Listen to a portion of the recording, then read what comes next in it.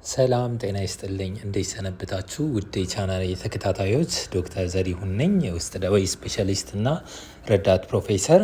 እንግዲህ በሶሻል ሚዲያ በተለይ በቲክቶክ በዩቲዩብ እንዲሁም በቴሌግራም የተለያዩ የጤና መረጃዎችን በመስጠት ላይ እገኛለሁ። በተለይ መረጃዎቼ HIV መከላከልና እንዴት ማከም ይቻላል እንዴት መከታተል ይቻላል የሚሉት ላይ ያተኩራል። እንግዲህ በተለይ HIV በደማቸው ውስጥ የሚኖሩ ማህበረሰቦችን ሰፖርት ለማድረግ እየሰራሁ እገኛለሁ። በዛሬው ትኩረት የምናደርገው እንግዲህ በተለያየ ጊዜ ከእናንተ ወደ እኔ በሚላኩ ጥያቄዎች ላይ የሚያተኩር ይሆናል። በተለይ የኤችአይቪ መተላለፊያ መንገዶች ምንድናቸው? ሪስካቸውስ ምን ያክል ነው? የሚሉ ጥያቄዎች በተደጋጋሚ ወደ እኔ ይላካሉ። እነሱን በዝርዝር የምናይ ይሆናል። በቅድሚያ ኤችአይቪ በምን ይተላለፋል ወይንም ዋነኛ የኤችአይቪ መተላለፊያ መንገዶች ምንድናቸው ከሚለው እንጀምራለን። እንግዲህ ኤችአይቪ በሴክሹዋል ግንኙነት እንግዲህ ጥንቃቄ በጎደለው የግብረ ስጋ ግንኙነት በዋናነት ይተላለፋል። ያ ማለት ኮንዶም ሳንጠቀም በምናረገው ግንኙነት ሊተላለፍ ይችላል ማለት ነው። የዚህም የመተላለፍ እድሉ በጣም ከፍተኛ ነው። ነገር ግን አንድ ሰው ኤችአይቪ የሌለበት ሰው ኤችአይቪ ካለበት ሰው ጋር ሴክስ ስላደረገ ብቻ ሁል ጊዜ ኤችአይቪ ይዘዋል ማለት አይደለም። እንግዲህ አንዴ ሴክስ አድርገን ኤችአይቪ የመያዝ እድሉ ከወንድ ወደ ሴት ሲሆን የመተላለፍ እድሉ ትንሽ ከፍ ይላል። ከሴት ወደ ወንድ ሲሆን ደግሞ የመተላለፍ እድሉ ትንሽ ዝቅ ያለ ነው። ያም እንግዲህ ከወንድ ወደ ሴት ሲሆን 0.04 ሲሆን ከሴት ወደ ወንድ ደግሞ ሲሆን 0.08% ይሆናል። ይሄ ማለት 4% እንዲሁም 8% በሴቶች ማለት ነው። ስለዚህ ሌላው እንግዲህ 96% ከወንድ ወደ ሴት ወይንም ደግሞ 92% ደግሞ ከሴት ወደ ወንድ ያለመተላለፍ ኤችአይቪ ካለበት ሰው ጋር እንኳን ሴክስ ብናደርግ ያለመያዝ እድሉ ይኖረናል ማለት ነው። ይህንን ግንዛቤ ውስጥ እንድታስገቡ ፈልጋለሁ። ሌላው እንግዲህ የኤችአይቪ ስርጭትን የሚጨምሩ ነገሮች አሉ። ለምሳሌ ሌሎች የአባላዘር በሽታዎች ካሉ ብልት አካባቢ የመላላጥ የመቁሰል ነገር ስለሚኖር ኤችአይቪ የመተላለፍ እድሉን ከፍ ያደርገዋል። ሌላው እንግዲህ በመቀመጫ በኩል አናል ሴክስ የምንለው በፊንጢጣ በኩል ሴክስ ቢደረግ የመተላለፍ እድሉ በጣም ይጨምራል። እነዚህ ሴክስን በተመለከተ ነው። ከዛ ውጪ ግን ኤችአይቪ በመሳሳም ወይ ደግሞ የሴቷን ብልት በጣት በመነካካት ወይንም ደግሞ በአፍ በኩል በሚደረግ ግንኙነት የመተላለፍ እድሉ በጣም ዝቅተኛ ኦልሞስት ዜሮ ነው። አይተላለፍም ማለት እንችላለን።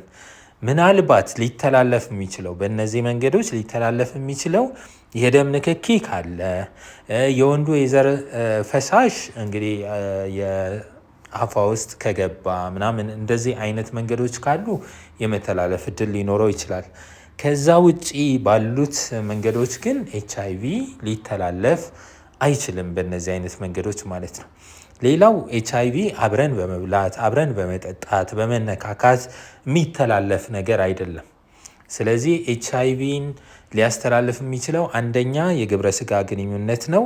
ሌላው ደግሞ እንግዲህ ኤችአይቪ ሌላው እንግዲህ በደም ንክኪ ነው። የደም ንክኪ ስንል እንግዲህ በስለታማ ነገሮች በመወጋት ሊሆን ይችላል። ስለት ያላቸውን እንደ መርፌ የመሳሰሉ ነገሮችን በጋራ በመጠቀም ሊሆን ይችላል። ወይንም ደግሞ ደም የሚሰጠን ከሆነ ሆስፒታል ሄደን ወይ ደግሞ አንዳንድ ንጹህ ባልሆኑ እቃዎች ሆስፒታል ላይ በሚሰሩልን ፕሮሲጀሮች ጥርስ መነቀል ሊሆን ይችላል። ጥፍር ታቶ ንቅሳት በመሰራት በእነዚህ መንገዶች የደም ንክኪ ካለ ኤችአይቪ የመተላለፍ እድል አለው። እንደዚህ በስለታማ ነገሮች የሚተላለፍበት እድል ትንሽ ከፍ ያለ ነው። 0.3% ያክል ነው እድሉ። እንግዲህ በሴክስ ከሚተላለፍበትም እድል ከፍ ያለ ነው ማለት ነው በዚህ መንገድ ሲሆን።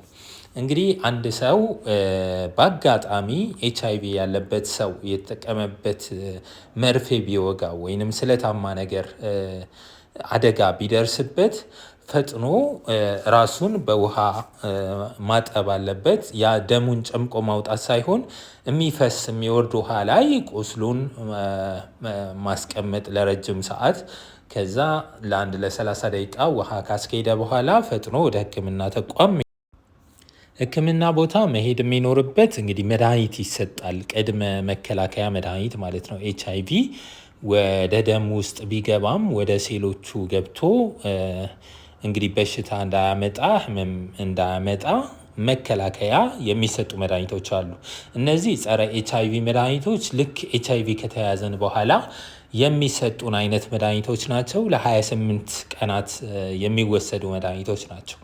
እንግዲህ ድንገተኛ የሆነ ያልተጠበቀ ግንኙነት አድርገን ኮንዶም ቢበጠስብን በአንዳንድ ስህተቶች ምክንያት እንደዛ አይነት ነገር ቢፈጠር በ72 ሰዓት እነዛን መድኃኒቶች አግኝተን መጠቀም ከቻለን HIVን በ99 በመቶ የመቀነስ እድሉ ይኖረናል። ነገር ግን እንድታስተውሉ የምፈልገው አገራችን ውስጥ ይህንን መድኃኒት ማግኘት በጣም ከባድ ነው።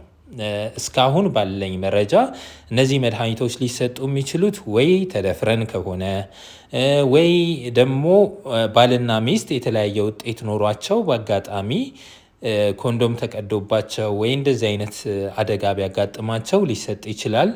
ወይንም ደግሞ የጤና ባለሙያ ሆነን ስራችን ላይ ከተጋለጥን ብቻ ነው።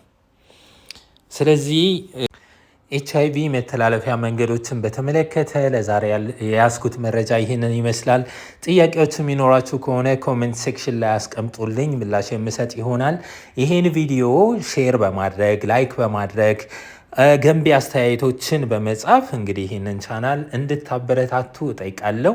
ይህን ቻናል ሌሎች ሰዎች እንዲከተሉት ሪከመንድ እንድታረጉም በአክብሮት እጠይቃለሁ። ስለተከታተላችሁኝ እጅግ አድርጌ አመሰግናለሁ። በሚቀጥለው ምን አይነት ርዕሰ ጉዳይ ይዤላችሁ እንድመጣም እግረ መንገዳችሁኝ ብትጠቁሙኝ ደስ ይለኛል። አመሰግናለሁ።